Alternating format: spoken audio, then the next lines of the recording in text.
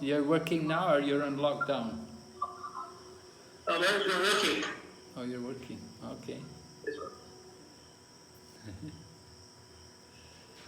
You do travel agent, isn't it? Yes, sir. You're a travel agent, is it? You're No, my brother, Tulsi Govind. Huh? My brother, Tulsi Govind. Oh, Tosi. He's in Mayapur now. He's in Mayapur now, is he? Yeah, he got stuck in the lockdown. Lucky, yeah? In Mayapur. Yes. Okay, good.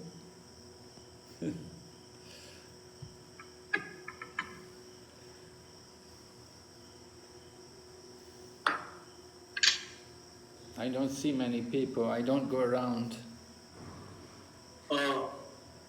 because By looking at you, you get so inspired. It must be like hot in Mayapur.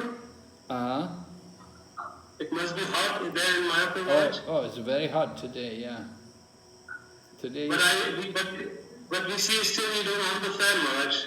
Your fan is still off. No, I have a fan. Look, it's my fan. No. Oh, okay. Thank you, Maharaj. If you see a ceiling fan, it's off, and you get inspired. No, I just put it. I put it off. I thought I'd just put that small one on. It's enough because it's in the night. It's not so hot now, and I like to use this, you know. My hand. Yeah, I find this very nice. Yeah, well, you save electricity in that. Keep me awake. Yes. Otherwise I fall asleep.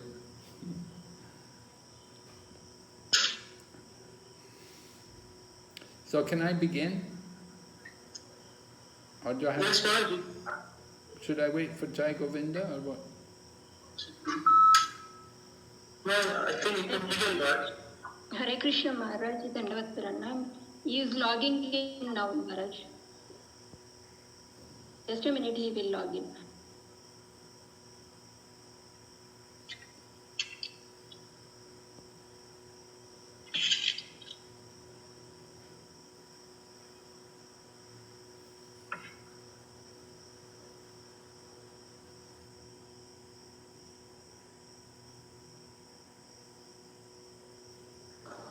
Hare Krishna Maharaj, please accept my humble obeisances.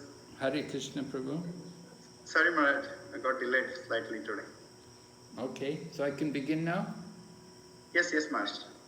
Om Jnanatimarandasya Gyananjana Shalakaya Chaksuranmilitanyena Tasmai Shri Gurave Namaha Namo Vishnu Padaya Krishna Prishtaya Bhutale Srimati Bhakti Vedanta Swaminiti Namane Namaste Saraswati Devi Gauravani Pracharine Nirvishesha Shunyavadi Paschatya Deshatarine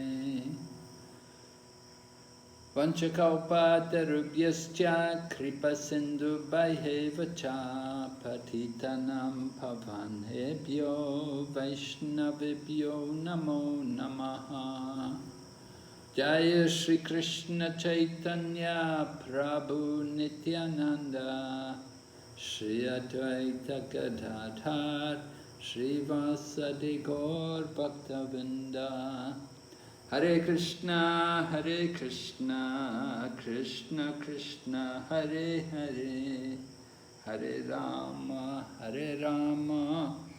Rama Rama Hare Hare.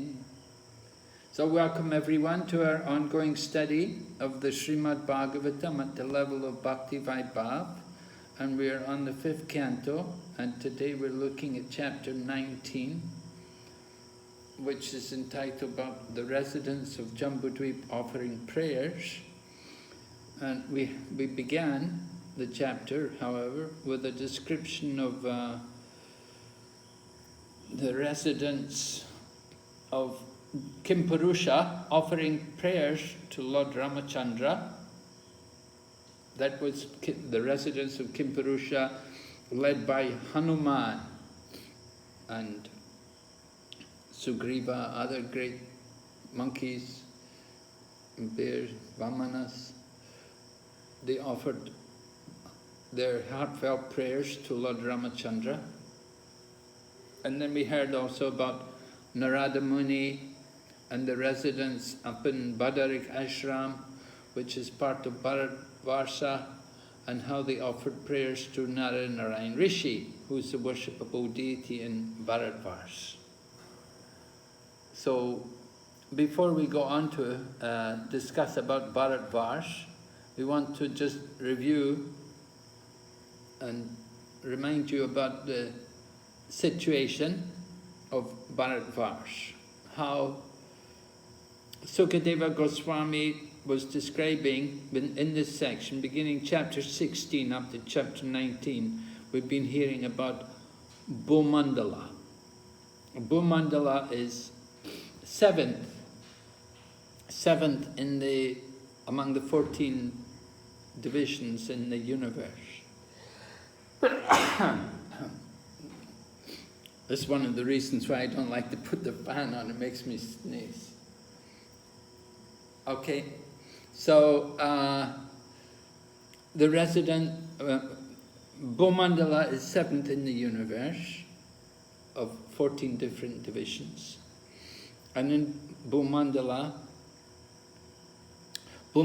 was just simply one plane up to the time of Priyavrata. It was from the time of Priyavrata that the different divisions were made, the islands were made. And you will recall we heard about Priyavrata driving his chariot behind the sun god, and he created these different divisions within Bhumandala, so that there are actually 7 dweeps. 7 dweeps, because he had 7 sons. Actually, he had 10 sons, but 3 of the sons took sannyas. So that's a relief. When 3 of the sons go off and take sannyas, he doesn't have to worry about them anymore. They've gone. They're simply under the care of the Supreme Lord.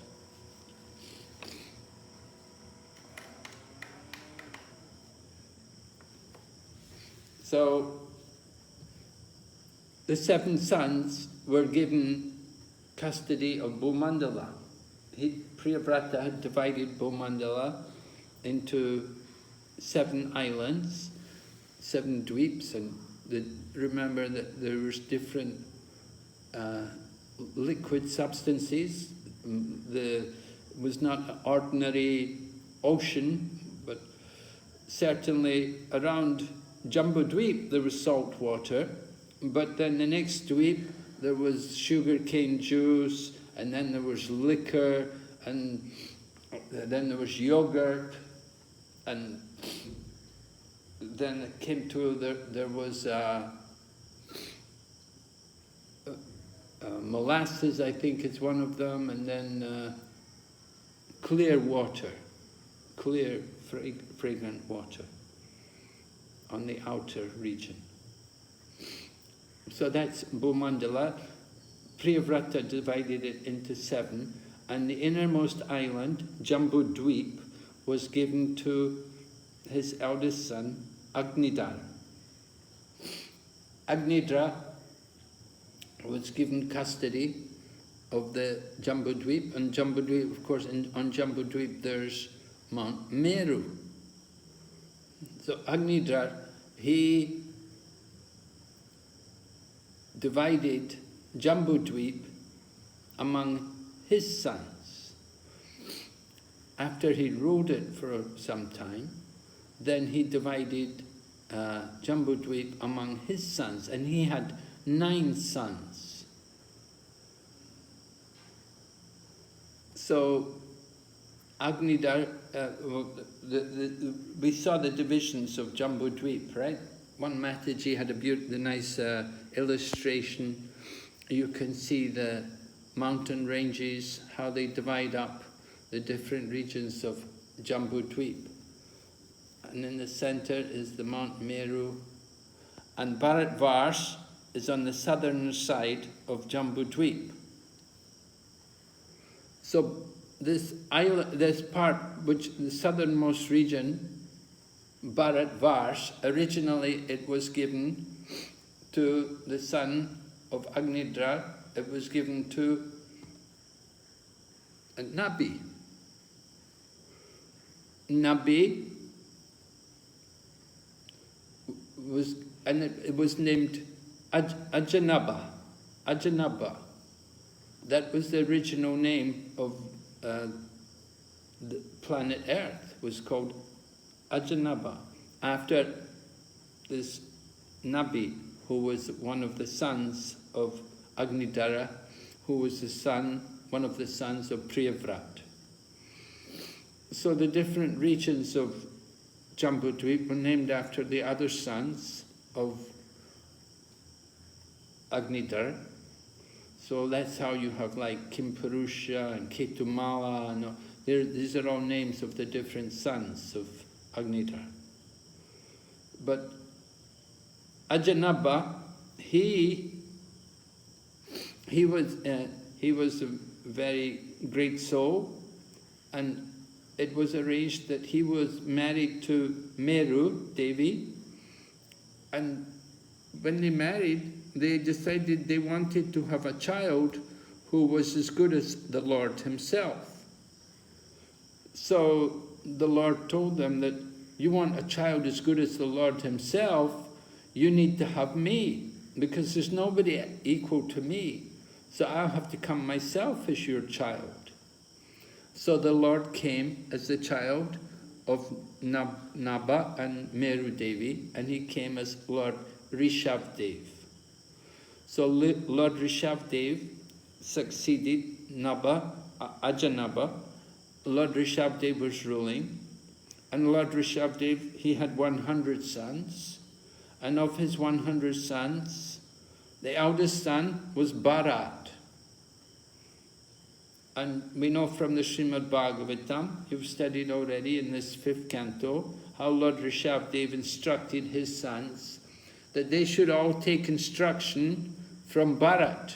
When Lord Rishabdev retired into the forest to do austerities, he instructed his 100 sons that Bharat will lead you all, and you take instruction from him.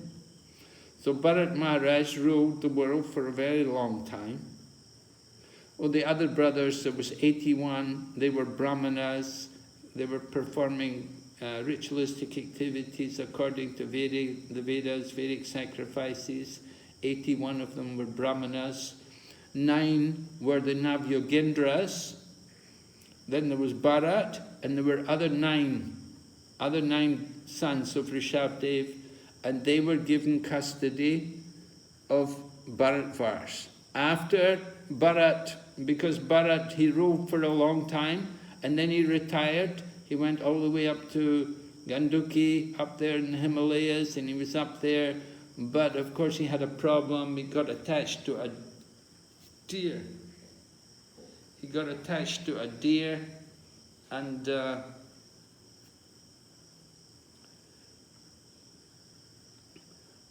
he became a deer in his next life.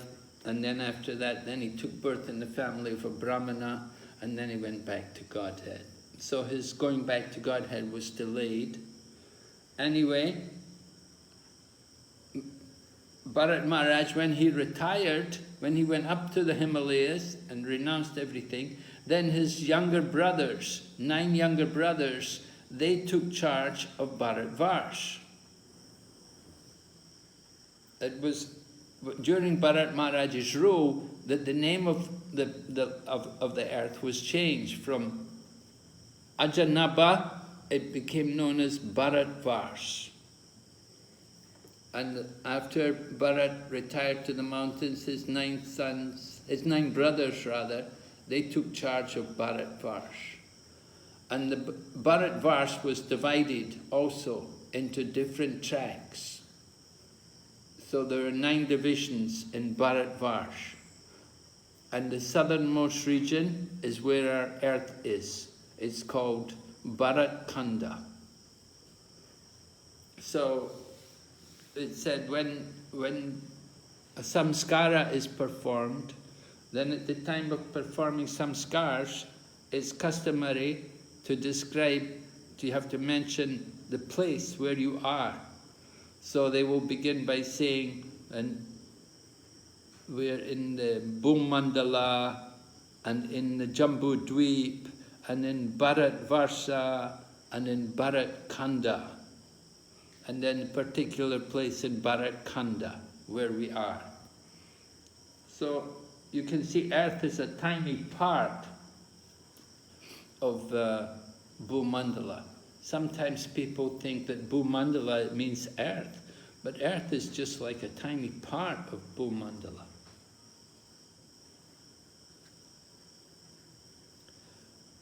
And Earth is, even the Bharat Varsha, the whole of Bharat Varsh, is that there's other parts to it. So it's not just only what we think. We have a very limited conception of existence within the universe. We're very small parts of this universe. And this Earth planet is also a very small part. But it's an important part because, as we'll hear, that Bharat Varsh is there.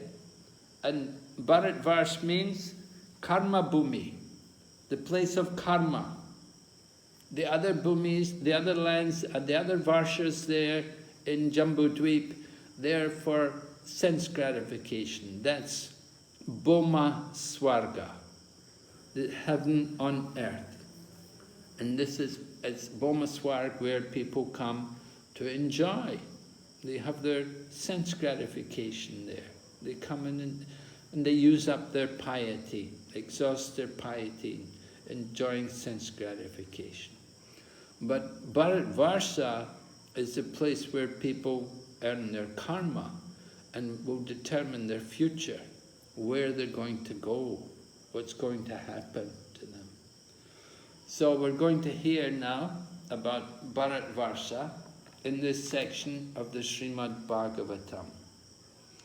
So we got up to text number 10, and we heard how Narada Muni is going to offer his prayers to Naranarayan Rishi. And that begins in text number 11, where Narada Muni is praying to Naranarayan Rishi, and it's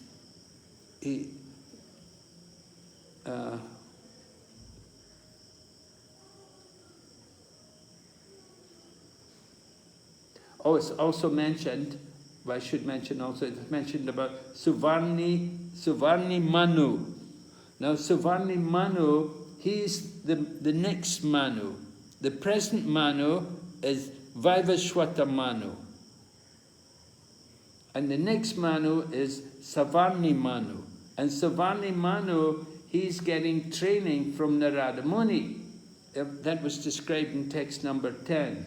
The great sage Narada instructed the tenets of this transcendental literature to Savarni Muni in order to teach those inhabitants of Bharat Varsha who strictly follow the principles of Varnashram Dharma how to achieve devotional service of the Lord. So this is one of the functions of Narada Muni, which he's doing. He's training up. He's like the mentor of this Savarni Muni, and he's preparing him for taking up that post of being Manu.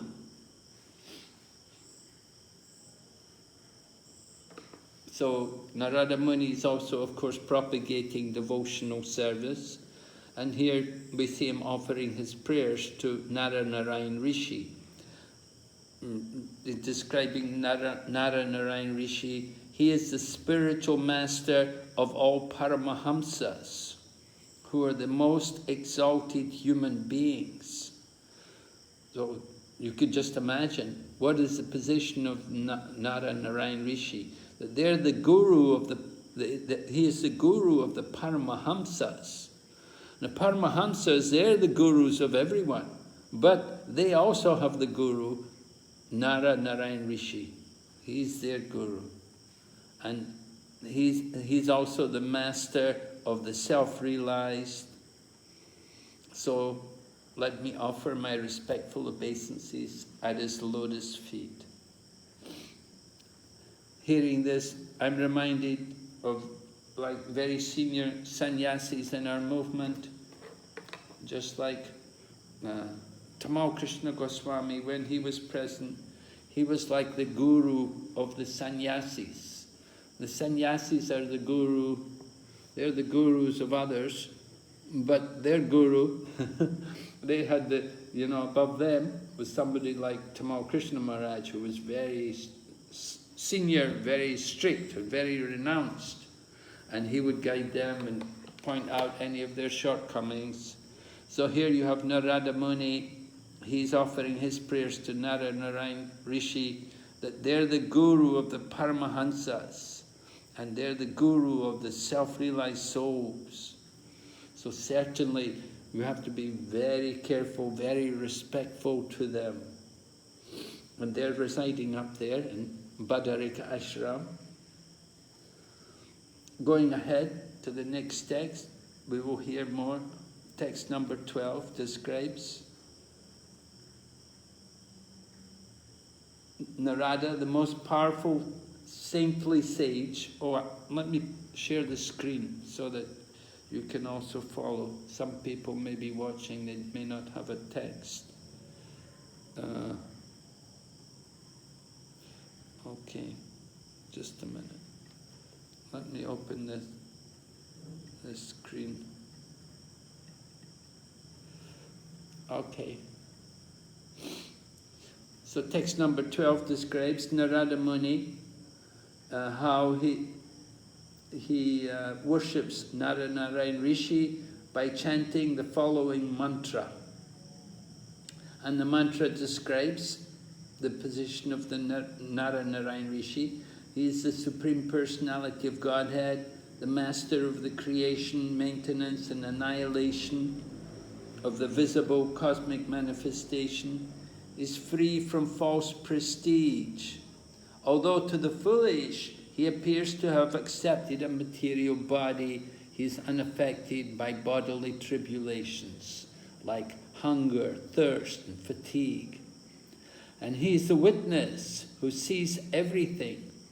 His senses are unpolluted by the objects he sees. Let me offer my respectful obeisances unto that unattached, pure witness of the world, the Supreme Soul, the personality of Godhead. So some of the wonderful qualities of the Supreme Personality of Godhead are described in this verse. In the purport, Prabhupada talks about Lord Krishna. Lord Krishna, of course, not different. Narayan Rishi is one of his expansions, one of his incarnations. So, not different from the Lord. So, in the purport, Prabhupada talks about how the Lord has a transcendental form. So he's not going to be affected by false prestige. Material world, we're very affected by our prestige. We're very attracted by our senses. We're controlled by our senses. Narada Muni says, he is the witness who sees everything, but his senses are unpolluted by the objects of the senses. And Prabhupada gives the example how a man sees a beautiful woman, he becomes attracted. In the same way, a woman sees a man, she becomes attracted, because we're controlled by the objects of our senses. But that is not true for the Supreme Lord. For Narayan Rishi, that is not true. That he is transcendental. He's not affected. His senses are unpolluted by the objects he sees. And he's not affected by the material traits, the hunger and thirst and fatigue, You know, we're coming up, not this Ekadasi, the next Ekadasi will be Pandava Nirjal. You know, for us, that's a big thing. One day, Pandava Nirjal, oh, fasting, no water. It's a great austerity. But for people like Narayan Rishi and for the Supreme Lord Krishna, this is nothing. It's not a deal, no big deal at all. For people who are accustomed to that kind of austerity, it's no problem at all. Because they're detached from the body. They've overcome all these urges of the body. And of course the Lord, He doesn't have a material body. He has a fully transcendental spiritual body. So we have to always remember the distinction. How the Lord's body is Satchidananda and our body is Asat, Nirananda and Achit. Just the opposite. And He's always unattached and we are very easily attached. Then Narada Muni continues praying. He's speaking about how Lord Brahma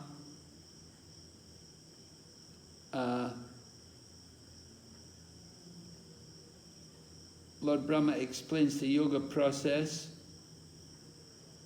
and Lord Brahma self-realized. So he said at the time of death, all yogis give up the material body with full detachment, simply by placing their minds at your lotus feet. This is the perfection of yoga. Perfection of yoga, Antanarayana Smriti. At the end of life, we have to be able to remember the Lord. So, this is the final test for all of us. We have to be able to fix the mind on the form of Krishna. This is important, to be able to bring the mind at that time when we're going to give up the body. We have to be able to fix the mind on the Lord. And Prabhupada talks about even one may be sinful, even one may have had a lot of bad habits, but still at the end of life, somehow they may be able to think of the Lord. And Prabhupada quotes, Apichet Sudaracharo, even if one's sinful, but still, if he is fixed on transcendental knowledge, then he can achieve the supreme destination. So devotee wants that destiny. We want to be able to think of the Lord. This is very important for us to go back to Godhead. Prabhupada said, certainly he will return home back to Godhead, without a doubt. Of course, we may wonder, well, is it really possible to be fully absorbed at the time of death? So then Narada Muni is talking, is giving us he's pushing us, he's saying, what is the good of us studying all these shastras if at the time of death we're going to be attached to the body? If we're afraid of giving up this body at the time of death, what is the good of us studying and reading all these scriptures? The whole purpose of us studying and going through all these scriptures is so that we will become detached from this material body. We don't want to have any attachment. All of our scriptures are encouraging us to get detached, to give up that attachment. So Narada Muni is speaking about this, that people who are absorbed in thought, they're thinking about their family and their wives and their money. What is the good of all that? We're so attached to this body. What is this body? It's just full of stool and urine, horrible substances, and we're afraid to give it up? That's stupid. We spent so long studying the scriptures and chanting mantras and worshipping the Lord, and we don't want to give up the material body? We must be mad.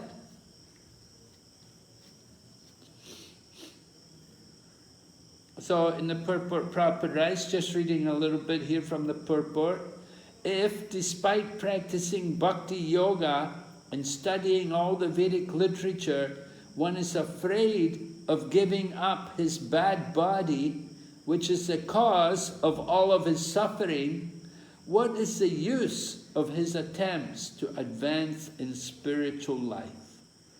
The secret of success in practicing yoga is to become free from bodily attachment. So, very powerful, very crucial for our practice of Krishna consciousness.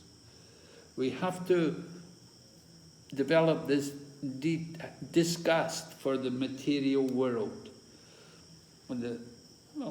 We have to understand that this material world is not our real home, and when the time comes, we have to let go. We have to just let go of everything and hold on to Krishna. So that's the important instruction given here in that verse. Going ahead to chapter 15, text 15 in this chapter. Narada Muni is praying to Narayan Rishi, kindly help us by giving us the power to execute bhakti yoga so that we can control our restless mind and fix them upon you. Of course, the mind is so restless, very difficult for us to control the mind. Bhagavad Gita, Arjuna said he couldn't do it. It was difficult for him. But Krishna said, well, it's possible. Constant practice and detachment, right? Abhyasena chukonteya vairagyena chagriyate. Krishna said, I know it's difficult, but practice and detachment. In other words, we have to let go and we have to be willing to practice. Narada Muni said, we are all infected by your illusory energy. Therefore, we are very attached to the body, which is full of stool and urine, and to anything related with the body. Except for devotional service, there is no way to give up this attachment. Therefore, kindly bestow upon us this benediction. So this is a very good benediction to get, to be able to control the mind and to remember the nature of this material body. You know, we have our eyes, we're looking at bodies and we're thinking, oh, someone has a nice body. Oh, that person has a nice body.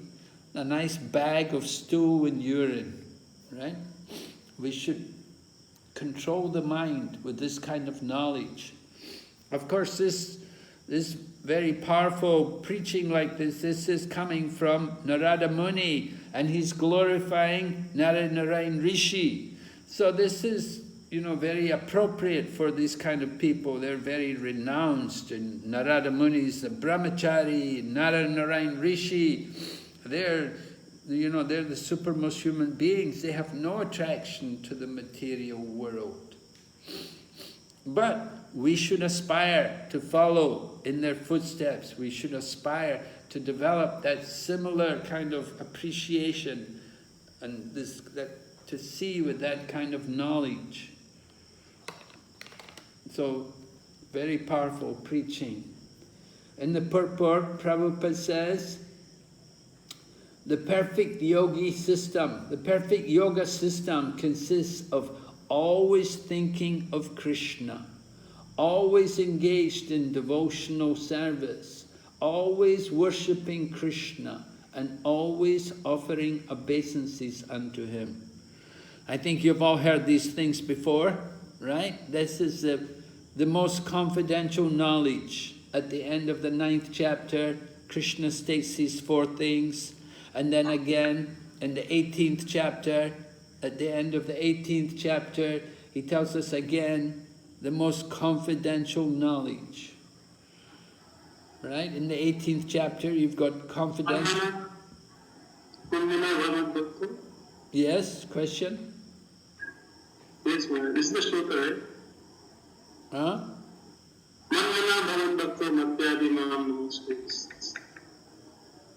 Yes, right.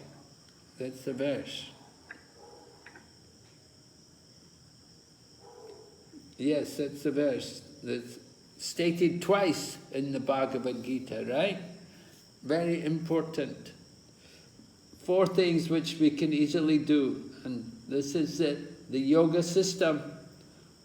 We have to practice these things. And in this way we can overcome the attachment to the body. The more we practice like this, then we'll get free. Right? We have to become attached to Krishna. So, use the body for these kind of things. Thinking of Krishna. How do we think of Krishna? By chanting his name and by reading Bhagavad Gita, Srimad Bhagavatam helps us to think of Krishna. Engaging in his devotional service. Worship, like we have deity worship, and oh well, that's coming off. Engaging in devotional service, worshipping Krishna and offering obeisances unto him. So these 4 items help us to get free from our attachments, the bodily relationships. We have to change the attachment from the material to the spiritual. So we have to practice. In this way, practice makes perfect. All right, going ahead. Verse number 16, in the tract of land known as Bharatvarsha, as in Ilavritavarsh, there are many mountains and rivers. Remember Ilavritavarsh? Where is that? Paramananda? Do you remember Ilavritavarsh?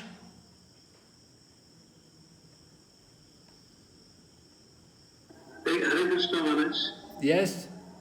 It's where the Prahlad Maharaj is staying, Maharaj, in worshipping Lord Shiva. No. That, Lord Shiva was Hare Krishna. yes? Lord Shiva was worshipping Sankarsana. Yes, right. Lord Shiva is worshipping Sankarsana there. Where is it? It is in the middle of the Jambudvipa. Right, it's right in the center, right? Ilavritavarsa. Right, it's right in the center there of Jambudvip. It's the central region where Mount Meru is. And Lord Shiva is worshipping Sankarsana there. Remember, we were saying people enter there, they become women. Lord Shiva's there with Bhavani, and they have 60 billion maidservants waiting on Bhavani. And any man comes there, they get changed into women. Not the whole region, not all of Ilavritavarsh, just that one part, that one mountain where Lord Shiva is residing. There are many other things going on in Ilavritavarsh, many other pastimes taking place there, many other people involved there. But Lord Shiva also has his one area there, and that's a little special there. Okay, so Ilavritavarsh is there, right in the center of Jambudvip. And the tract of land known as Bharatvarsha, Bharatvarsha right on the south there, on the southern side, and there are many mountains and rivers, right? We heard about how the Ganga comes down from Mount Meru and branches into 4 rivers, makes 4 branches. You have the Alakananga coming to the south, and you have Sita to the east, and you have Bhadra to the west, and Chakshus to the west and Bhadra to the north. Like that, the 4 different branches of the Ganga coming down Mount Meru and then flowing across different sections of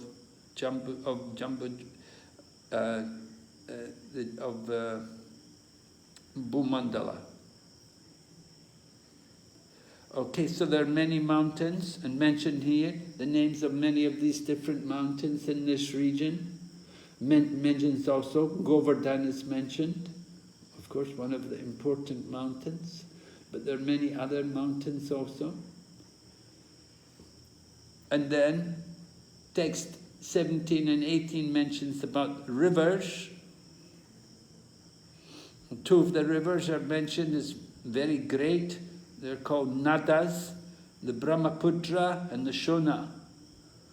And there's many other rivers mentioned, and we know some of the names. There's the Godavari is there.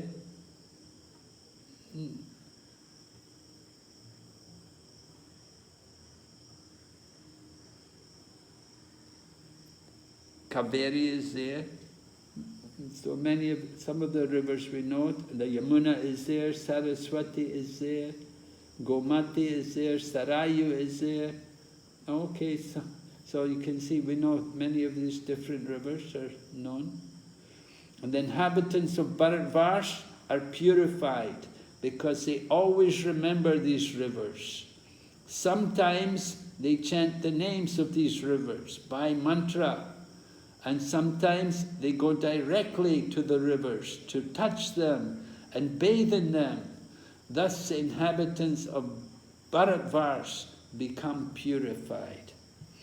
Right? When you're taking your shower, do you chant? Gangacha Yamunaye Chaiva Godavari Sarasatim Narmada Sindhu Kaveri Jalismin Sanadim Kuru. Or maybe you just chant about Ganga.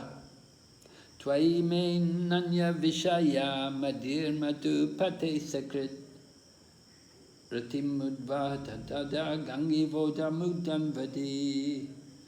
Right? As the Ganges forever flows to the sea, let my attraction to you be drawn in the same spontaneous way. Queen Kunti prays like that. So all these rivers are transcendental. Just by remembering them, touching them or bathing in them, we become purified. And Prabhupada said this practice is still going on. Certainly even today. You go to the Ganga, you go to the Yamuna, wherever the river is, you'll see there's people there. They're taking advantage to bathe, take their bath in the river. Okay, so many rivers are flowing there in Bhumandala. Text 19, the people who take birth in this tract of land are divided according to the qualities of material nature. And we hear about how people, according to their mode of nature, some are in passion, some are in goodness, some are in ignorance. So it's the nature of this particular tract of land that everyone, according to one's past karma, is going to take birth, and exactly according to his karma. This body which we have today is the result of our karma from before. So if one's position is ascertained by a bona fide spiritual master, and one is properly trained to engage in the service of Lord Vishnu according to the 4 social divisions and the 4 spiritual divisions, one's life becomes perfect. So, very important, make our life perfect. Of course, this is, they're stressing here about Varnashram. Lord Chaitanya, he was not so much concerned with Varnashram, although the verse is there, it's quoted in the purport from the Vishnu Purana, Varnashrama charapata purushena parapumam vishnora rajate pumsa panta nanyatosha karanam. Nanyatatosha karanam, right. I forget it. But by practicing Varnashram, it's very pleasing to the Lord, and you can satisfy the Lord. And this is the means of, one means of perfection. But Lord Chaitanya said this is external. But still, it's important. It's just having Varnashram within a society. What are the benefits? What's the advantage of having Varnashram in a society? On an individual basis and on a collective basis. Do you see any advantage? Or what's the disadvantage if there's no advantage? Of course, Buddhism, they reject this. They say that this varnashram system, it doesn't give people an equal opportunity. People want a classless society. They don't want these distinctions. And we see even in India today, there's that kind of mood that they try to give more rights for the people who are born in the less auspicious circumstances. What's the advantage, however, of varnashram?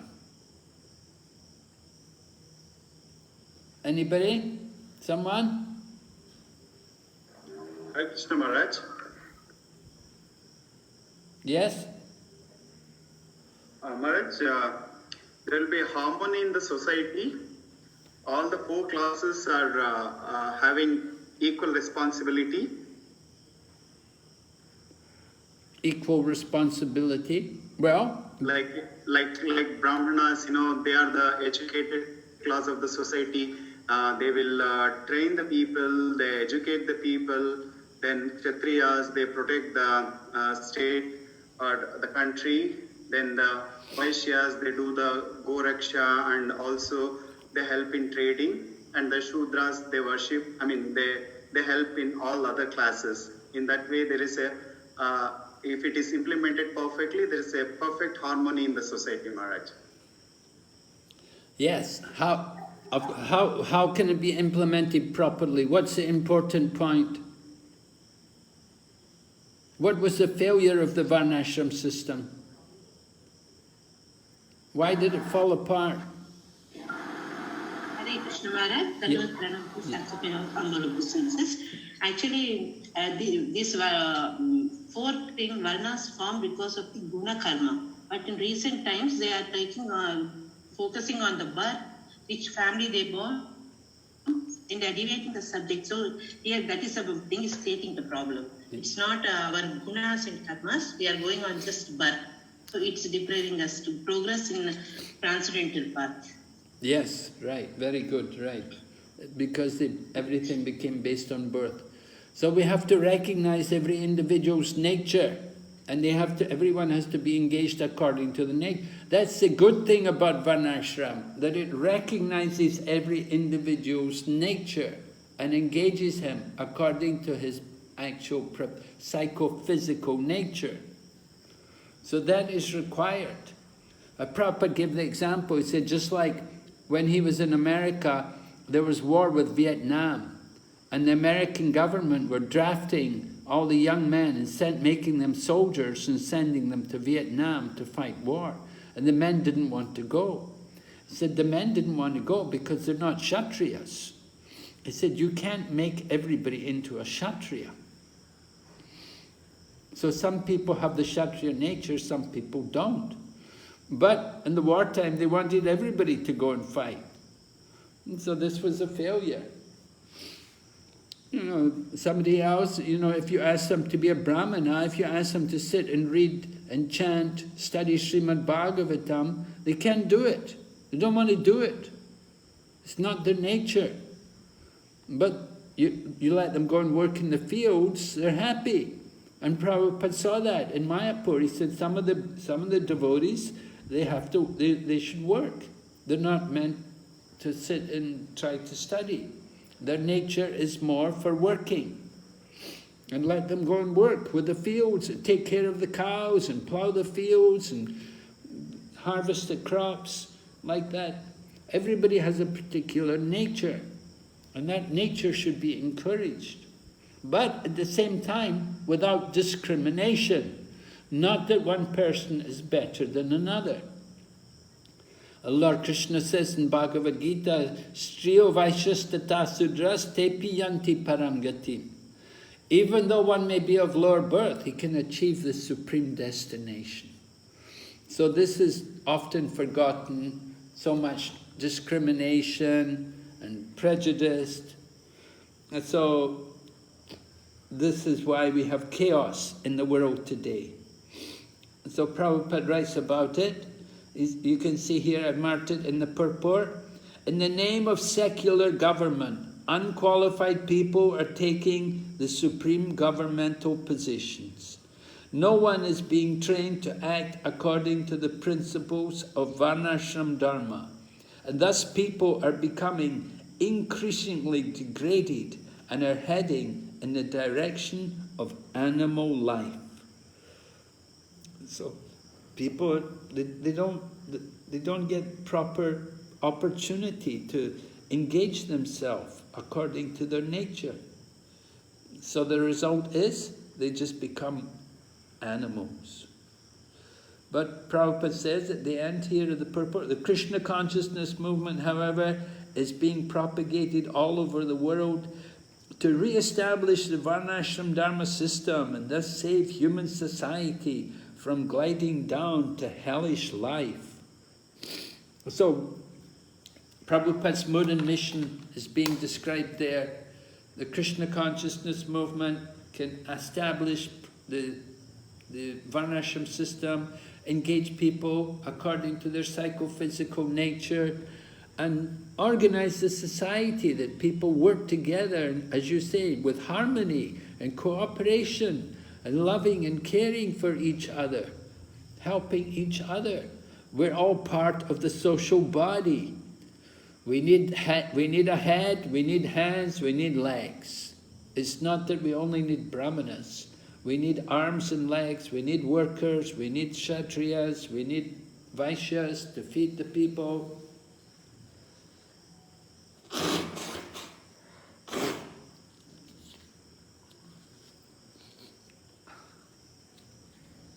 Excuse me.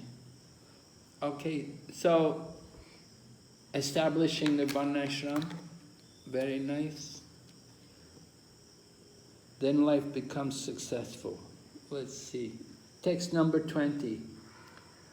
After many births, when the results of one's pious nature, one's pious activities mature, one gets an opportunity to associate with pure devotees. Then one is able to cut the knot of bondage to ignorance, which bound him because of varied fruitive activities.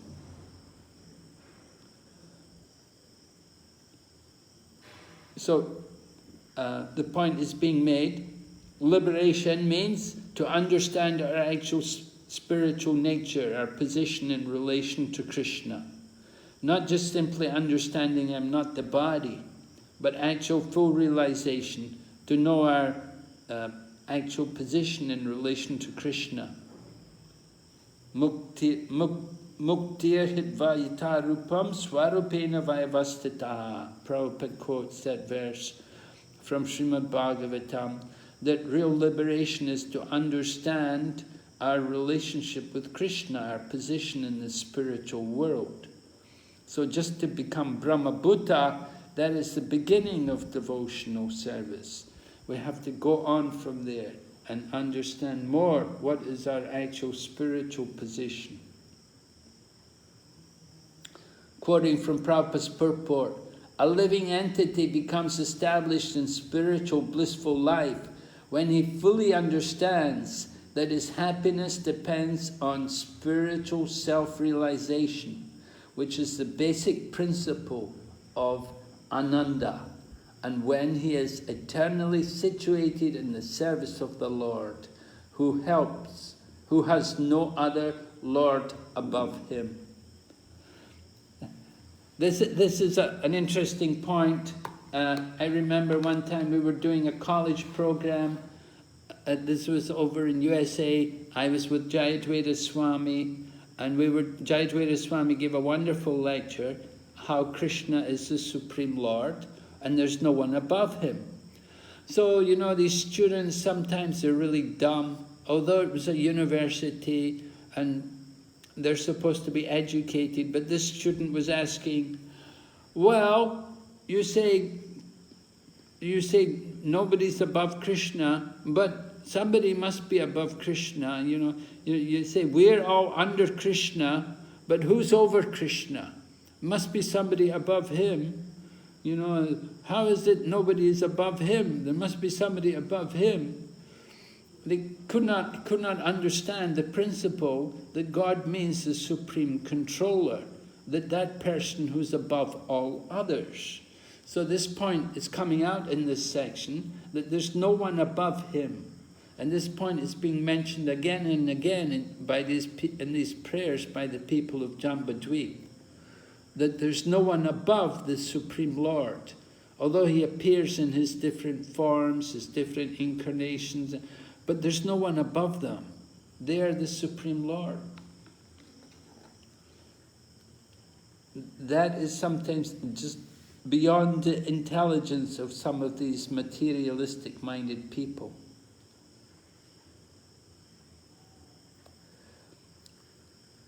So we're hearing more about the glories of Bharatvarsha. Text 21. Since this human form of life is the sublime position for spiritual realization, all the demigods in heaven speak in this way.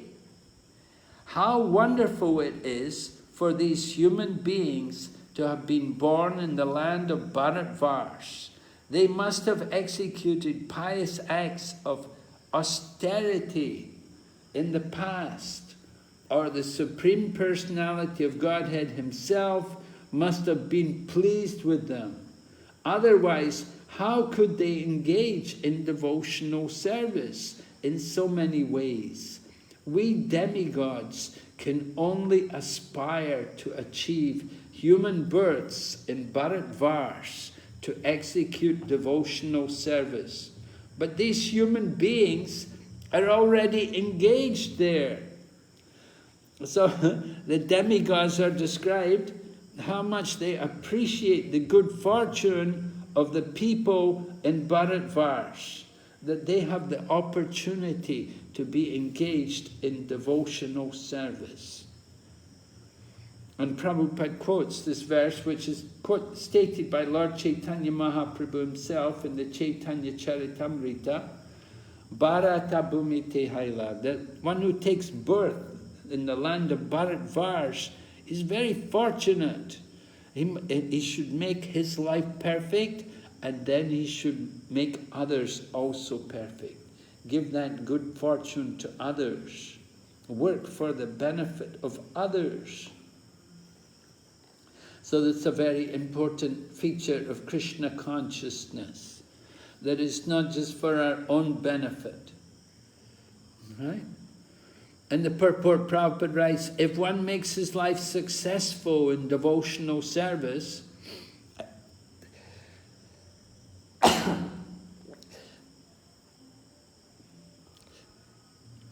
and then preaches devotional service in other parts of the world, people throughout the world will actually benefit.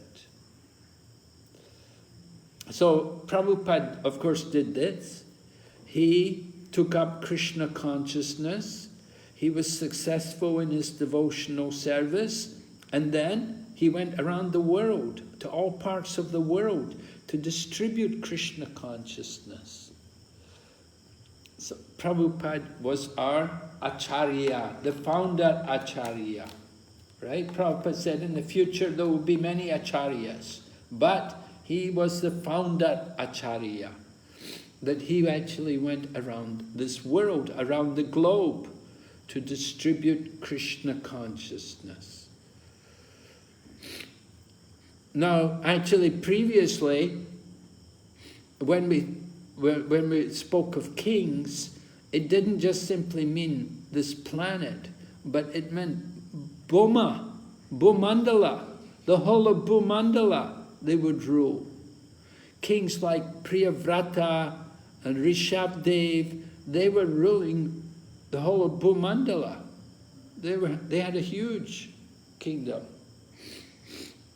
And then, however, that was in the Treta Yuga, and then Dwapara Yuga was reduced a bit. They were like Maharaj Yudhisthira, he was ruling Jambudweep.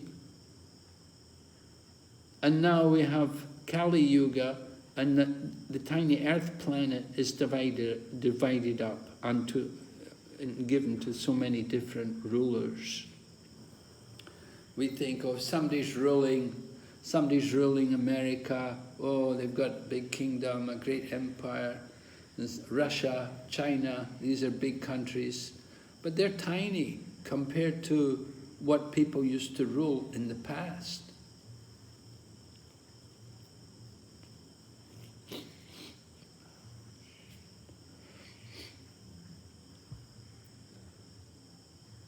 So the benefit of taking birth in Bharatvarsh is being appreciated by the demigods in heaven.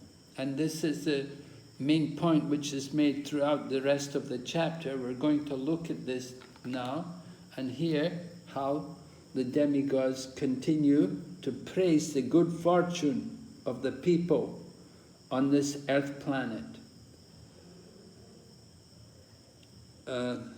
This is text number 22. After performing very difficult tasks of Vedic ritualistic ceremonies, undergoing austerities, observing vows, giving charity, we have achieved this position as inhabitants of the heavenly planets. Right? For some people, that's the goal. They want to go to heaven, and this is what they have to do. They have to give charity, do austerities, perform Vedic rituals, do vows, and the result is you go to heaven. But then the demigods say, what is the value of this achievement? Here, we're very engaged in material sense gratification. Therefore, we can hardly remember the lotus feet of Lord Narayan. Indeed, because of our excessive sense gratification, we've almost forgotten his lotus feet.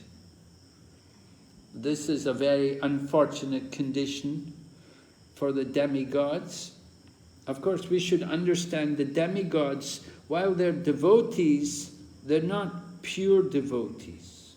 And you can see the difficulties they have, because they have so much opportunity for sense gratification that it doesn't make devotional service any easier. So we have to be very careful. We should appreciate the opportunity which we are given on this earth planet. We're given this opportunity which even the demigods envy. The demigods are thinking these people on earth are so fortunate. They're thinking we're unlucky. They had to go to the higher planets. It said here, therefore the demigods even regret having been elevated to the higher planetary system. The denizens of the heavenly planets regret that they could not take full advantage of being born in the land of Bharatvarsh. We have to understand that previously they were in the land of Bharatvarsh. And when they were in the land of Bharatvarsh, they simply did these pious activities. And the results of their pious activities, they went to heaven. So the demigods regret that they didn't take the opportunity to do devotional service. Instead, they just did punya karma. And their punya karma took them to the higher planets. So, that was the problem. And then what happens? That in the higher planets, they have their sense gratification, and we're hearing very difficult for them to remember the lotus feet of the Lord. And the problem, they'll have to come back. They'll come back to earth. And they use up some of their pious activities. They come down from the Swarga, Divya Swarga, and they come down to Jambudweep. And there in Boma Swarga, they have more sense gratification. Remember, how long do they live on Boma Swarga? Boma Swarga, they have a lifetime, how long? Anybody remember? How long is a life? Maharaj, Treta Yuga, those who live in Treta Yuga. 10,000 years. 10,000 years, right. They have a life of 10,000 years in the Bhoma Swarga.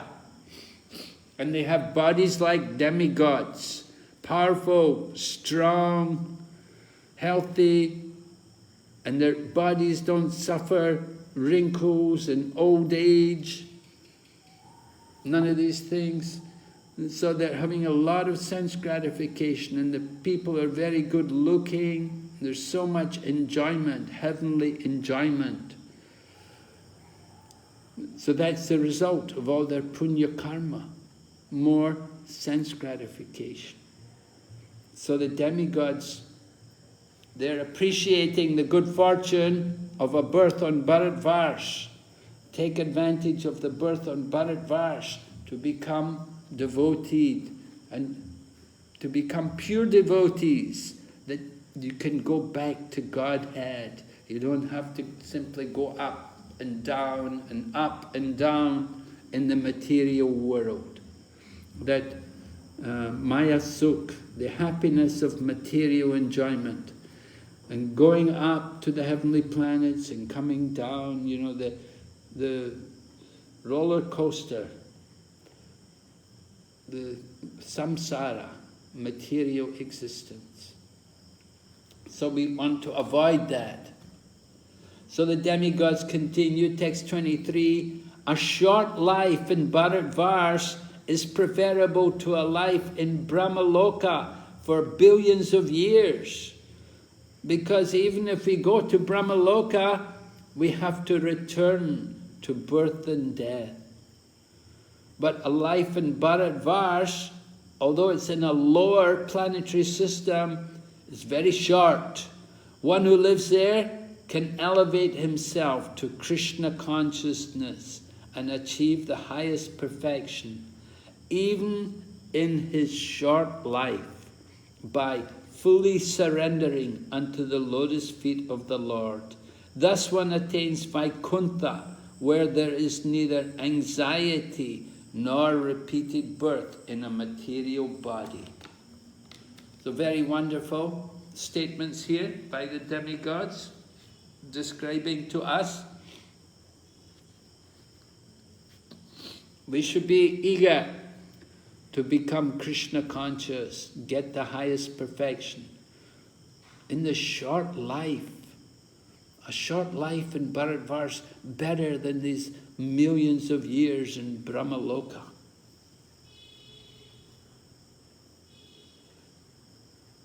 So again, the Prabhupada's purport is imploring us to understand the good fortune of that kind of birth, take advantage, don't waste this opportunity, and give up all these other things which may be diverting our mind. Actually, maybe just take a minute or two to discuss amongst yourself what actually is the biggest obstacle to our becoming Krishna conscious here on this planet. You know, we're here on this earth planet, which is Bharatvarsh. So what is the biggest, what do we find the greatest challenge to our becoming Krishna conscious and doing devotional service? And what would you say is the best advantage? What advantage do we have? And what's the biggest problem, the biggest difficulty, the obstacle, the biggest obstacle which we face in trying to become Krishna conscious?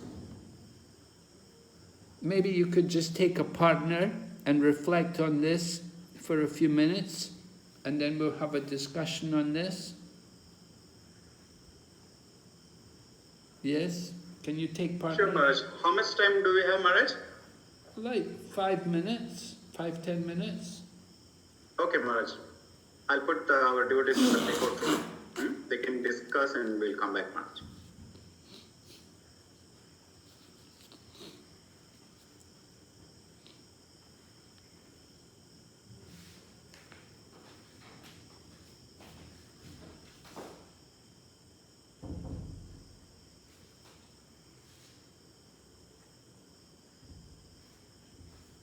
I'll create 8 breakout rooms.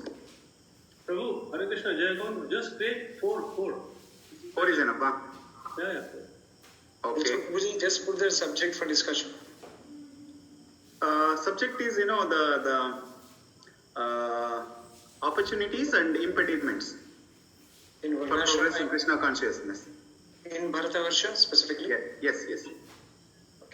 Advantage and disadvantage. Yeah. Right?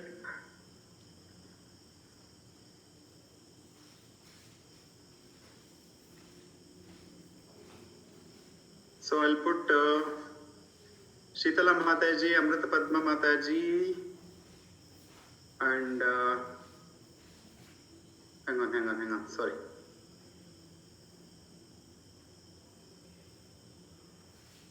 It's not working.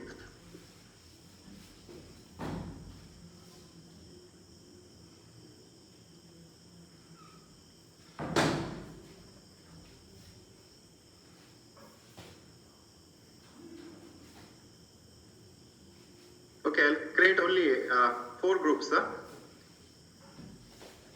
I'll put Shitala Mataji, then Radha Madhav,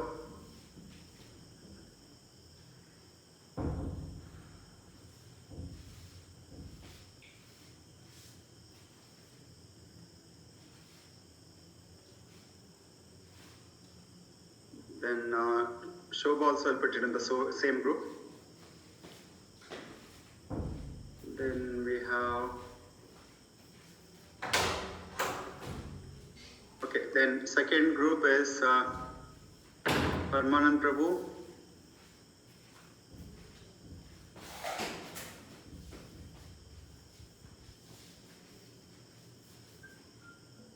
then we have Ram Krishna Prabhu,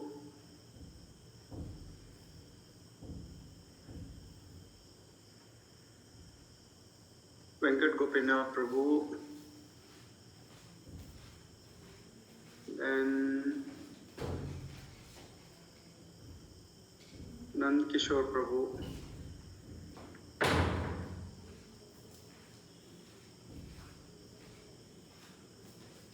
okay, you other devotees also there, you can join them, okay? Hare Krishna, I'm creating group now.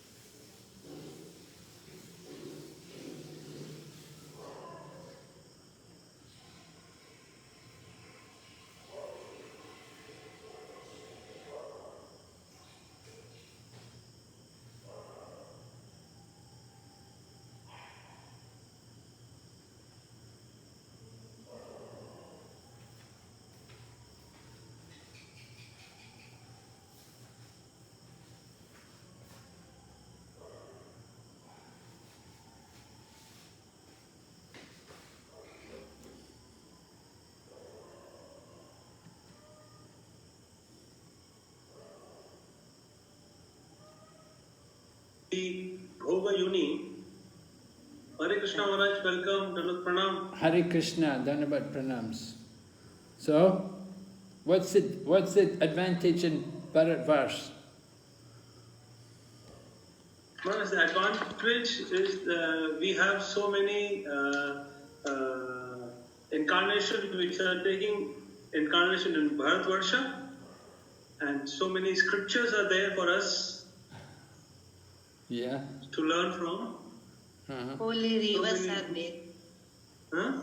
Holy rivers are there to purify Holy us. rivers are there. Holy rivers, yeah.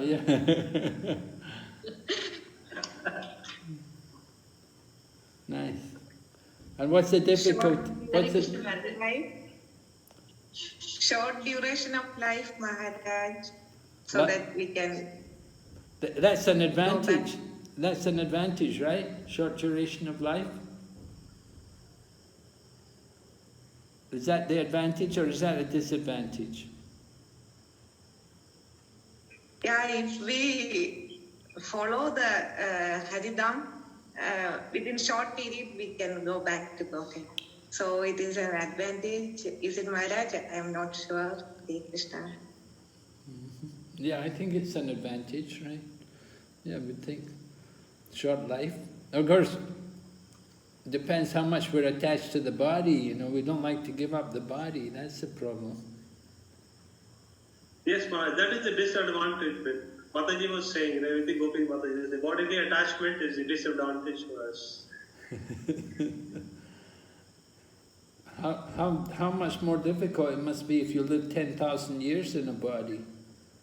You get more attached to the body, right? You're in the body 10,000 years. You never want to die. But of course, but then they know death is coming. Just like we also know death is coming. We also have the warning. We also know we're not going to live more. We're never going to live more than 100 years. So we also know we have to die. You know, we have the warning.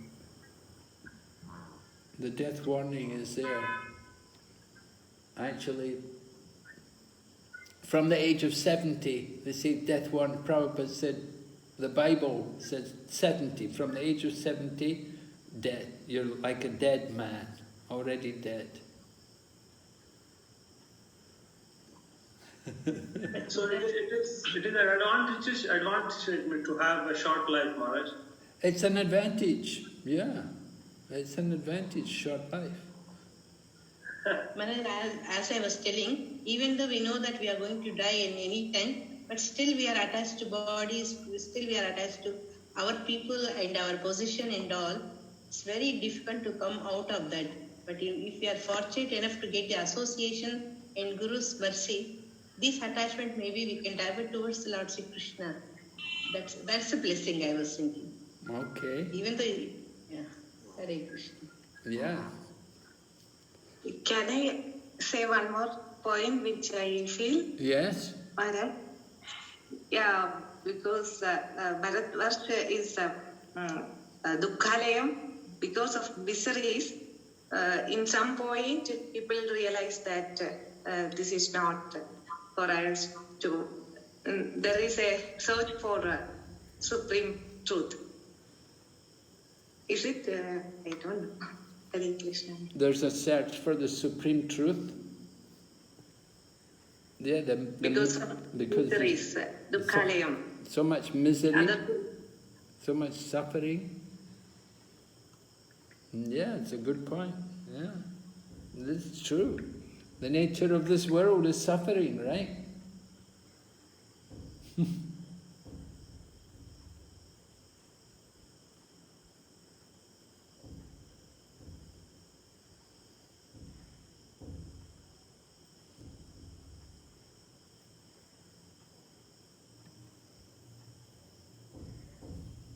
Okay, is everyone back? Yes, Maharaj. Maharaj, we divided the group into 4, so we can take 4 spokesperson and they will represent each group, Maharaj. All right. So we'll have someone from group number 1, spokesman. Hare Krishna Maharaj, Dandavat Pranam.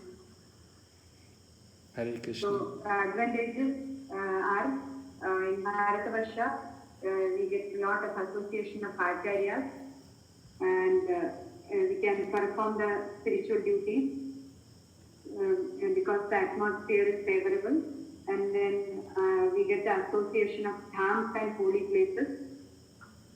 And the disadvantages, people have no proper shastric knowledge, even though many shastras are available. And there are many paths, so people get diverted and they can't focus. Then no proper following of varnashrama dharma, this is also a disadvantage. Okay, can I hear these faults again? The problems again? It wasn't so clear. Could you just... Yeah. Nobody has proper shastric knowledge. No proper shastric knowledge, okay. And there are many paths. And, nobody's many are not admitting that Krishna is the Supreme Personality of Godhead. All right, there's so many different bogus propaganda, so many bogus philosophers. Nobody recognizes Lord Krishna. Yes. And varnashrama dharma is not followed properly. That is also a disadvantage. Yeah, that's definitely, that's a big problem. Trying to get people to follow varnashram again. Okay. But the advantage, you said, the advantage is the holy dham and the holy rivers and the association of acharyas. Association with acharyas. Okay.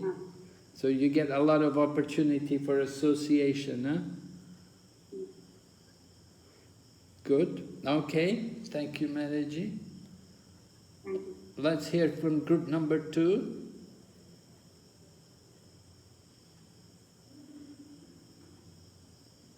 Group number 2, who is the spokesman?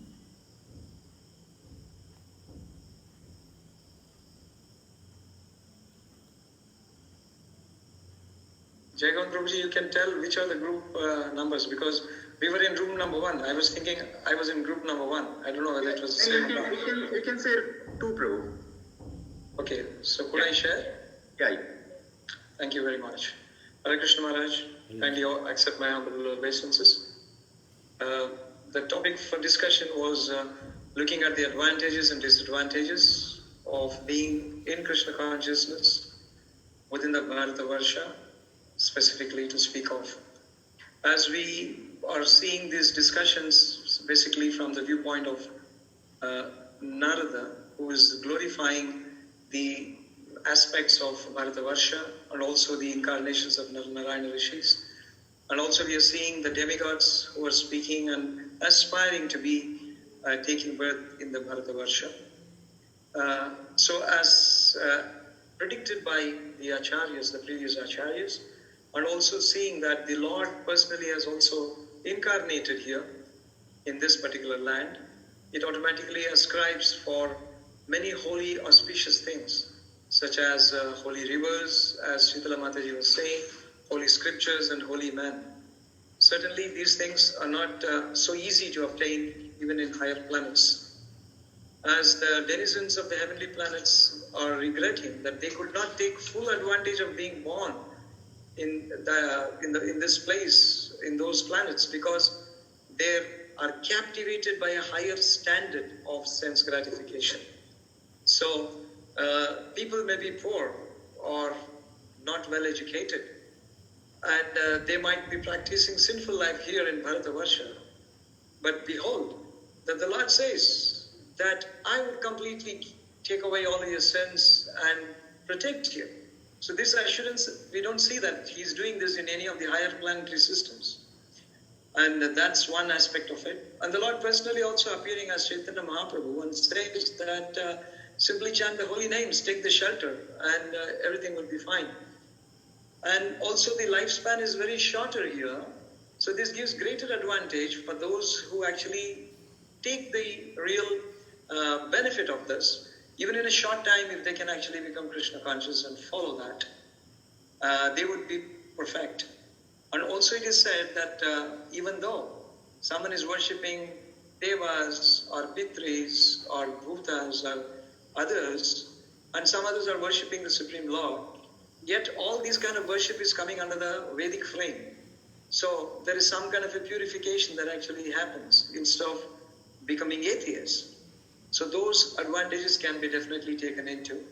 But disadvantages are seen by only those who do not make the best of this utility of this human form.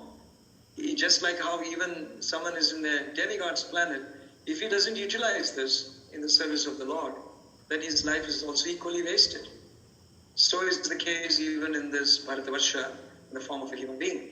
So I would probably say that though there appears to be disadvantages, but there is greater advantages, and that's why the Shastras proclaim so, the Acharyas are saying so, the Supreme Lord is saying so.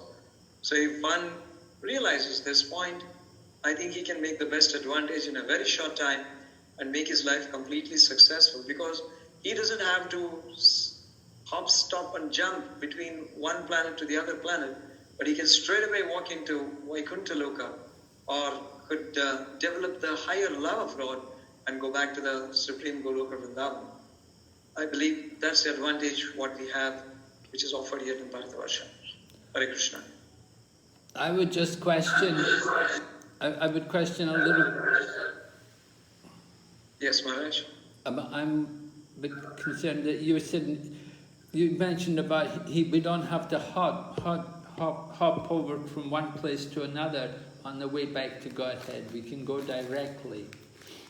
But the problem is to be fully focused on that, going back to Godhead, because there's so much to attract the attention of the whole material world, that Krishna's whole external energy is so bewildering. You know, that just hearing about these other regions of Jambudweep is so fascinating that, you know, the mind could certainly be drawn to look and to want to enter and to go in there and to enjoy, and then going to the higher regions of the material world, up to Swargaloka, then to Janaloka, Mahaloka, Tapaloka, Satyaloka. You know, there's so many more and more wonderful places there that it's really difficult to actually focus that, you know, this is not for me, I don't want to go there, I just want to go back to Godhead. We have to be really, really on top of our mind and senses and be able to turn away from all of this attraction of the material energy. I think that for me, that you know, that I think that would be a problem. You know, how to not get captivated by it. Yes, Maharaj, I fully agree with the contention. But at the same time, as being told by Narada Muni, that one who takes up to the path of devotional service under the guidance of a spiritual master, he becomes saved. Thereby his good fortune actually comes by. If one tries to make his own attempt and try to do things around, then he's going to really mess it up. So the protection comes from a spiritual master, and that's the advantage one should actually take. Otherwise, the attraction of this material world is so much, it's an impediment, it's like a filter. It doesn't allow anyone to just get into it. And as you explained in the previous chapters, that going into these other 8 varshes other than the Bharatavarsha requires qualification. So even there, if someone wants to enjoy it, one cannot simply aspire just being in Bharatavarsha that he wants to go there. He must take efforts to actually become qualified. And we see that such path of acquiring qualifications is even more tougher than becoming a devotee. So taking advantage of that simply by chanting the holy names of the Lord and associating, one can actually make more sense in that way. Oh, that's a very nice point. That's a very good point to make, that you have to work so hard to develop these material facilities. But to be a devotee and to surrender to Krishna is such an easy thing. So if we can just understand that and take shelter of the process of devotion to Krishna, which is so easy and so joyful, whereas other things, the material rewards, to get rewards in the material world require so much effort and so much austerity, and ultimately it's just something which is temporary. So thank you very much, Prabhu. Very nice. We'll go on. Group number 3. Yeah, group number 3 is Pamanand Prabhu, Revati Gopi Mataji, your team. Hare Krishna. Hare Krishna. Jai Bhagwan, I'm audible? Yeah. Hare Krishna. Hare Krishna Maharaj. As we were discussing, you also visited our room. Thank you so much, Maharaj. And a lot of points have been shared by His Grace Ramakrishna Prabhuji and Sitaram Mataji. So there are few more points which we'd like to add. As we said, the attachment, the bodily attachment is the biggest disadvantagement here in this Bholoka, because all of our senses are being bombarded by the sense gratifications. So much of illusion, so much of Maya is there attacking us, and then we have to really take shelter of the Lord by transferring that same attachment to Guru and Krishna.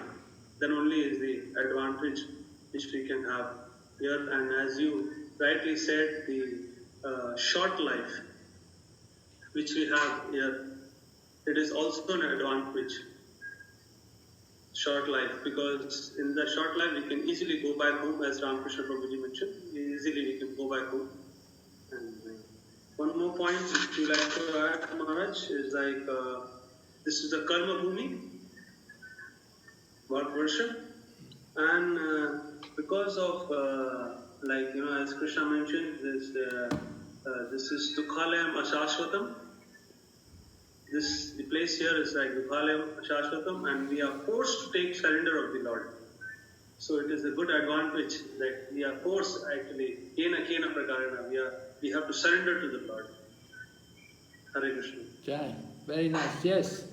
Dukhalayam Ashashvatam. That is not so heavenly here. There are problems, there's a lot of suffering, right? There's a lot of suffering in material life here. In Kali Yuga, we heard more and more suffering. We heard about Bhuma Swarga. There is Treta Yuga there. It's like the happiness of Treta Yuga. But we're here in Bharatvarsh, and it's Kali Yuga, and it's suffering, a lot of suffering. So that in itself is a great blessing, because too much comfort, too much heavenly life, too much enjoyment, and we just want to enjoy, and we never think about that we have to give it all up and leave it. But the miseries, the difficulties, they make us contemplate more seriously that thank goodness that this life is only temporary, that one day I have to give up this body, I have to get ready to make a success and go back to Godhead. Okay, thank you very much. Very nice points. Let's go ahead to the group number 4. Yeah, group number 4 is Sugna Vrunda Mataji, Nandkishore, your team. Hare Krishna. Hare Krishna. Yes, Okay, go ahead. Okay, go ahead. No, Mataji, you go ahead. Okay, I'll give one point and you can give the other point. Yeah? Hare Krishna Maharaj, Dandavat Pranam. This is Sugna Vrunda Devidasi. Maharaj, I feel I can quote one shloka. Mamay Vamsha Jiva Loke Jiva Bhuta Sanatana Manashishtani Indriyani Pragritishtani Karshati. We are struggling. This is what is the struggle. Even in the lecture, you were a few minutes back saying that when you all went to a university and you all were putting up a point that Krishna is the supreme and everybody has come from Krishna, he was not ready to accept. There is somebody from whom Krishna has come. So our mind is so fragile, our mind is so agitated that we as jivas are struggling. As if we see the living and all the moving and non-moving, out of all those categories, we jivas are the most, the smallest quantity in the fraction. And because of our act, today we are inside and the animals are outside. So this is the mind which is agitating us, and that's the biggest negative point on this Bhumandala. Though we are very, very fortunate. That fortunate is because when Krishna left to abode, he kept the Vedas for us. And our Acharya Srila Prabhupada also made all the translations so that it becomes more easier. But we are putting reason after reason just not to accept it. This is the mind. Chanchalamimana Krishna is, even we understand this, that mind is like a child. And the child every minute has to pull back. Right? Every minute, every second, when we are sitting and chanting, we say the Mahamantra, the chanting the Chaitanya Mahaprabhu has given is the most simplest and easiest that we have to chant. Just one name, pure name, can take us. But we are not able to chant 16 rounds. And if we chant 16 rounds, we say we are done. We are finished. You know, we are just about to finish that, but we don't know the connectivity, and that is the mind. Patita Pavan, you can put your point. Thank you so much, Maharaj. Thank you so much, Mataji. Just a few more points, Maharaj, that we discussed. So first thing is, when our group activity was going on, there were phone calls that came in between, and there were also some children behind. So we put these also as some of our obstacles, that we have constant association among us that kind of puts us down. Of course, a Krishna conscious family life is different from a Karmi family life. So one of the obstacles that was put forward by one of the devotees was having a non-Krishna conscious family around us, which kind of creates the obstacles in our practice of devotional service. And a few other points that we mentioned was short memory and how short lives we have. And there is so much to do in this particular lifetime that it feels like there is no time. And then we have all our other material activities that take up most of our effort and time in itself. Then the next point was our bodies are not that great as compared to the other planets. We are stuck with COVID, cold, fever, so many different problems that come in, which kind of that also creates these kind of outward obstacles in our practice of devotional service. So some of the positives. So we have to accept it as a task of purification. Like Prabhupada mentions, it's like this world is like a toilet, or this lifetime is like a toilet. Do your job and get out. So we have to utilize our time, chant Hare Krishna, and go back home, back to Godhead. It's a very simple process. That's one. Next one is that there are lesser apsaras on this planet. So sorry? We have to take it as a positive that. What was that? Lesser apsaras as compared to the heavenly planets. Again, one of the points, maybe one of the devotees. And don't have a lot of expectations. This is Dukhalayam Ashashvatam. This place is meant for troubles. So rather than building plans to make ourselves happy over here, we should focus on the real goal of life, which is to go back home, back to Godhead. Maharaj, that's all as our points from this group. Okay, thank you very much, Prabhu. Very interesting. Certainly, you had some good points there. Nice to hear. But in general, we all consider that the advantages of Bharatvarsh outweigh the disadvantages.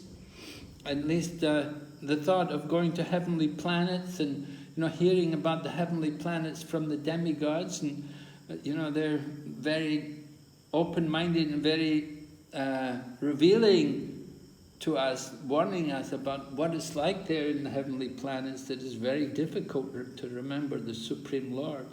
Of course, we find it difficult to hear, as you say. It's also not easy for us here, but it's much harder there. And they have the longer life as well. And so the longer life means you could become more complacent there. So there's some urgency here, because we know we do have a short life. It's not a long life, and definitely we have to make use of every moment. So this is important for us. So thank you very much for the discussion. We'll just go ahead here. Okay. Alright. Yes? Hare Krishna. But I would just like to add one advantage. It was just shared by Malini Gopi, one of her students. She said the biggest advantage which we have now is because of Srila Prabhupada. Yes, definitely, that's true. Yes. Srila Prabhupada, the ISKCON Society, which is the manifestation of Srila Prabhupada. So that's a great good fortune. That's a great help for all of us to become Krishna conscious. And the devotees are always organizing programs and festivals. And this is mentioned in the next verse, text number 24. We're hearing about which places the demigods are saying, don't go to that place if there are no devotees engaged in the service of the Lord, or if there's no river of piety, there's no festival of Sankirtan to satisfy the Lord. Sankirtan is recommended in this age. So, of course, these things are very helpful for us. Just as you said, rivers are very good for us, but certainly the ISKCON temples and the ISKCON programs and all the devotees given to us, and Srila Prabhupada's books, Srila Prabhupada's kirtan and lectures, so many wonderful gifts he's given us. Prabhupada given us everything, actually. We just have to make use of it for our benefit.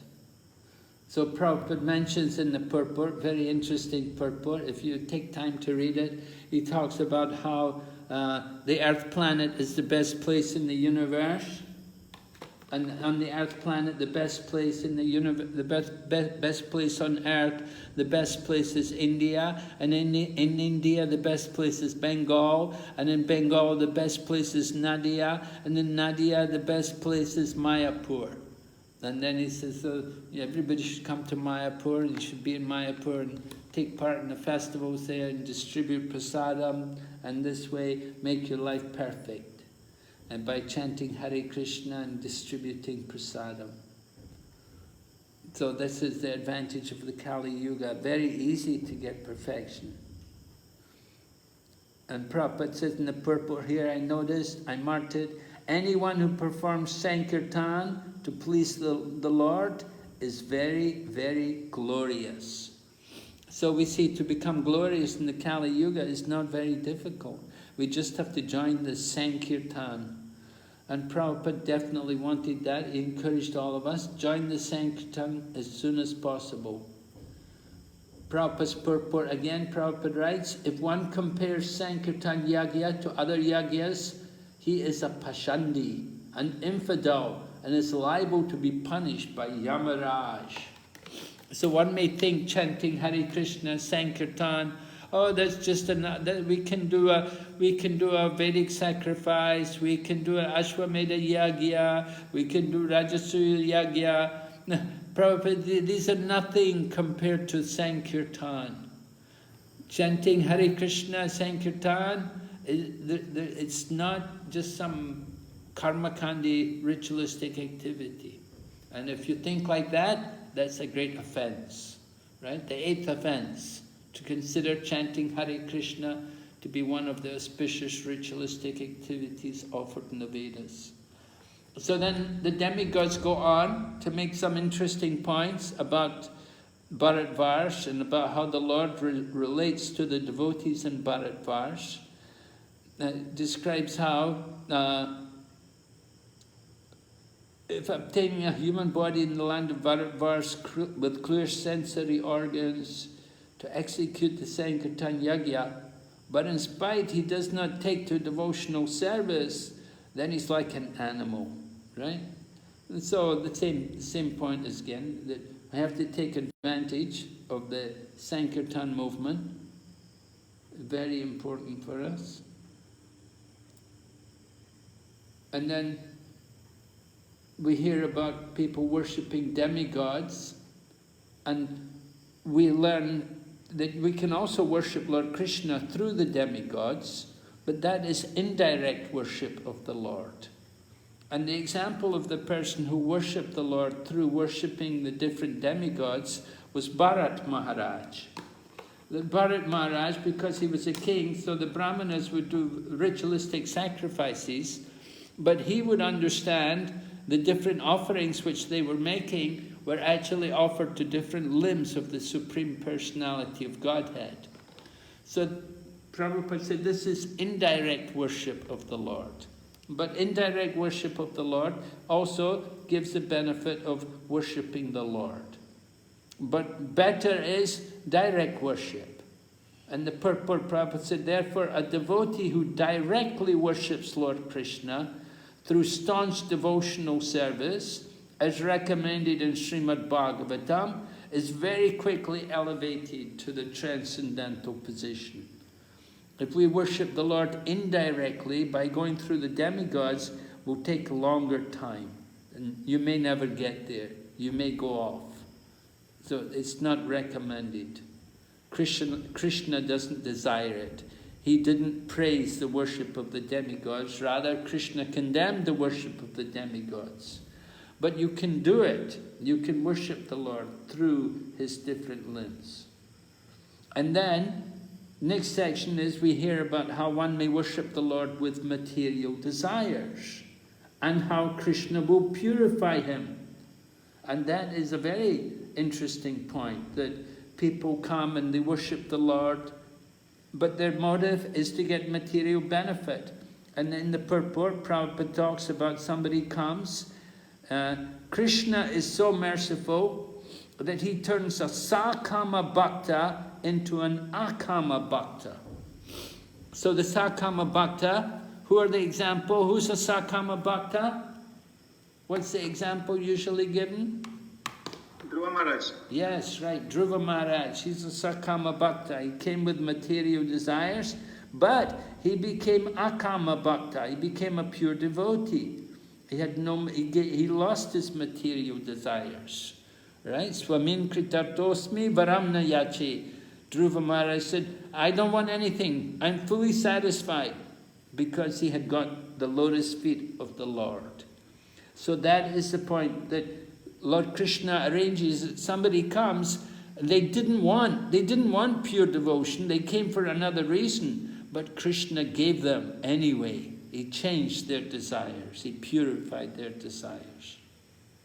So example is given, just like the child may eat dirt. The child may have dirt in their mouth, but the father will come, he will take the dirt, he'll give the candy, put candy in the mouth. Now the child didn't ask for candy, but the father will give the candy anyway. The same way Lord Krishna will give pure devotion. He'll take away the material desires and he'll give pure devotion. So both Jiva Goswami and Vishwanath Chakravarti Thakur, they comment on this verse and they explain about this. Vishwanath Chakravarti describes about how somebody may come to worship the Lord, and the Lord, he's not going to give them direct service to him. He will give them bhakti, but he won't give them that bhava. But then Vishwanath Chakravarti Thakur says, he will give bhava if they worship him for a long time. If they're very persistent and very determined that they want to get something, then he can give them that bhava. But it comes after a long time. And he mentions also there's a difference between devotees like Dhruva Maharaj and a devotee like Hanuman. Now, Dhruva Maharaj, the Lord had to take away his material desires and push him to become a devotee. But Hanuman, he's naturally a pure devotee. So Hanuman's devotion is on a different level, because Hanuman he's an Akama devotee. He has no material desires. Dhruva Maharaj, he was pushed into becoming a pure devotee. So Dhruva Maharaj's devotion is not on the same level as a devotee like Hanuman. And that is supported here with this verse. So we shouldn't think that we should come with material desires and the Lord will purify us. That is not what Krishna wants. Rather, better you come like Hanuman. Don't come like Dhruva. Right? So this is the point. In the purport, Prabhupada quotes from the Chaitanya Charitamrita about how the little child, the devotee praying for material desires is compared to the person who comes and asks for poison. Mommy, give me poison, give me poison. The mother is not going to give poison to their child. So the same way Krishna sees the devotee coming and asking, give me wealth, give me fame, give me power, give me material success, Krishna is not going to give it. Krishna will give what we really need, which is the shelter of his lotus feet. So that is the ultimate benediction, to get the shelter of the lotus feet of the Lord. And then coming up towards the end of the chapter, demigods are saying, we are now living in the heavenly planets, undoubtedly as a result of our having performed ritualistic ceremonies, pious activities, etc. However, our lives here will one day be finished.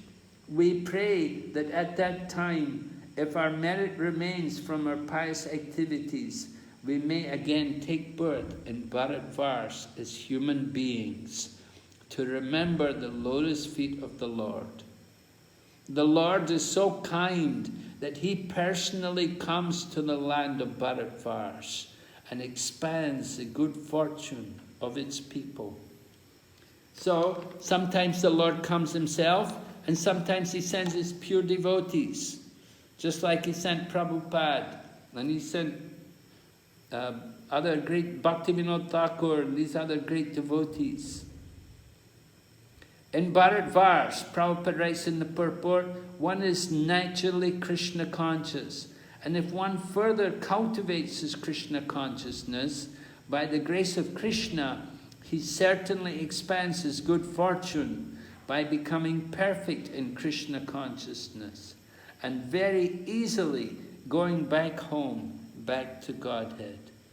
So as we heard, with great labor we go to the heavenly planets, but very easily we can go back to Godhead. We just have to understand this easiest thing. You know, sometimes people are wondering, how did we get here? How did we come to this material world? One of Prabhupada's godbrothers said, he said, that's the most difficult thing to understand, how we got here. He said, the easiest thing to understand is how to get out and how to go back to Godhead. He said, try to understand the easiest thing. We're so stubborn, we always want to do the difficult things, you know. We waste so much time. So then Prabhupada quotes again, talking about the Krishna consciousness movement. He said, spreading this facility to human society by opening many, many centers all over the world so that people may associate with the pure devotees of the Krishna consciousness movement, understand the science of Krishna, and ultimately go back home, back to Godhead. So, very nice purport there about the mission of the Krishna consciousness movement. Then it describes that there are some islands on the edge of Bharatvarsha, mentioned here, on the edge of Jambudweep actually, smaller islands surrounding Jambudweep. And it said these came due to Maharaj Sagar's sons when they were searching for the horse, that they dug up different areas, and their digging up created these islands. So there's 8 adjoining islands which come into existence, and they're mentioned. But Prabhupada doesn't get into this too much. He simply says, persons already born in Bharatvarsha live like cats and dogs, not taking advantage of their birth in this land. They are certainly unfortunate. So Prabhupada is concerned with making our life fortunate. We have to understand what does it mean to be fortunate. one devotee, I think it was His Holiness Danavir Maharaj, he wrote a book, Fortunate Souls, and it's about the Bhakti program, you know, training up new devotees. So, Bharata Bhumite Haila Manusha Janmajar, Janma Sartaka Kare Kara Paro, oh no, what I'm, Bharata Bhumite Haila Manusha Janmajar, Janma, Brahmanda Brahmite Konya Bhagavan Jeev, Guru Krishna Prasadi Pai Bhakti Lata Beach. That's the verse. That when the living entity becomes fortunate, then he gets the Bhakti Lata Beach planted in his heart. And with that seed of devotion, then his good fortune begins. Okay, so we've been hearing about Bhoma Mandala. Now we're going to go on, next chapter 20, we're going to hear about the universe. The rest of the chapter will be about the universe. So you can look over that before next class. You might like to look over it and try to understand it. It's not easy. It's quite challenging. Anyway, Sukadeva Goswami said he's told us according to what he had heard from other authorities. Okay, are there any questions? Maharaj? Yes, Prabhu. I have a question, Maharaj.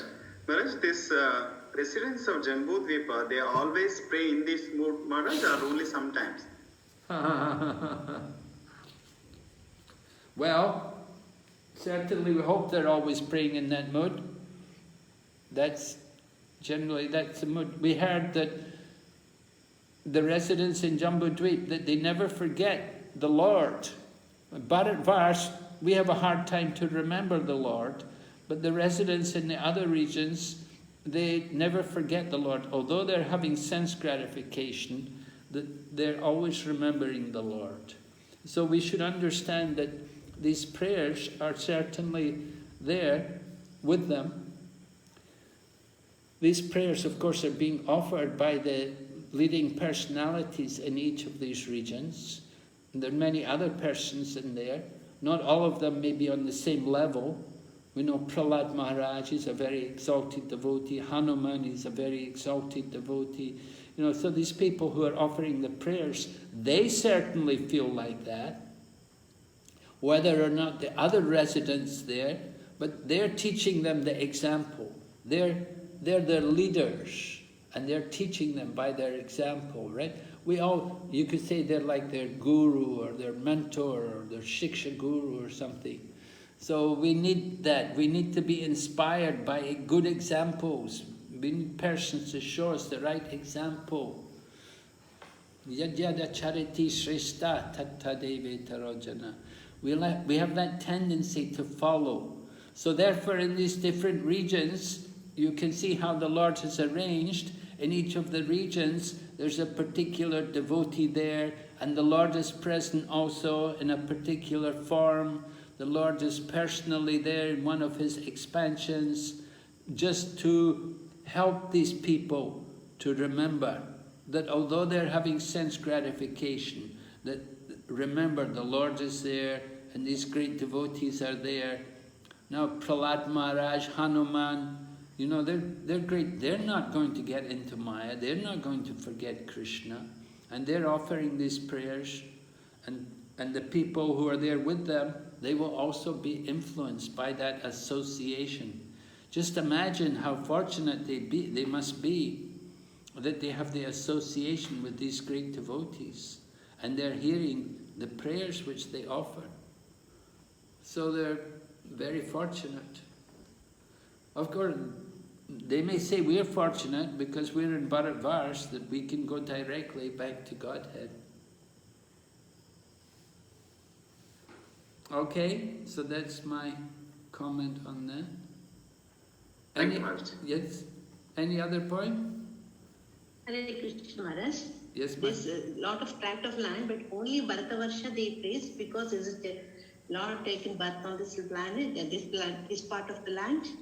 Because we have not seen, they are discussing about any other part of the earth. Only India, Bharatavarsha is that open. you should understand Bharatvarsh is not just only India. Yes, Maharaj. Yeah. I explained at the beginning of the class, I was explaining that Bharatvarsh, you know, that it's one region of the Jambudweep, right? Yeah. And Bharatvarsh was divided among the sons of Bharat, the brothers of Bharat Maharaj. Bharat Maharaj, you know, it was named after Bharat Maharaj. Originally it was called Ajanabha Varsh, after Nabha Maharaj. Nabha was there, and Nabha and his wife. And they had the son, Nabha and Meru. Their son was Rishabdev. And then from Rishabdev came Bharat Maharaj. And Bharat Maharaj ruled, then the name was changed to Bharatvarsh. And then Bharat Maharaj, he went to Himalayas, and then his younger brothers, the 9 brothers, they took charge of Bharatvarsh. And Bharatvarsh was divided into 9 regions. And one of the regions is called Bharatkanda. And part of that Bharatkanda is this planet. Thanks, Maharaj. Because most of the rivers we see in India, that's why I got the doubt, which they mentioned. Well, yeah, sometimes you see rivers named like that, but just like Ganga, you know, Ganga doesn't just flow on earth, right? It's flowing many places. It's also there, you know, it's coming down. It's Bhagirathi, right? Maharaj Bhagirathi coming down from Meru Mountain and all these places. So, in the same way, these rivers. I didn't recognize all the names. Do you recognize every name? No, few, Maharaj. Yeah. Tamraparani and all. Yeah, there are a few names, but there's, you know, certainly there's other regions, you know. There's other regions, much more regions. So we know about part of Bharatvarsh.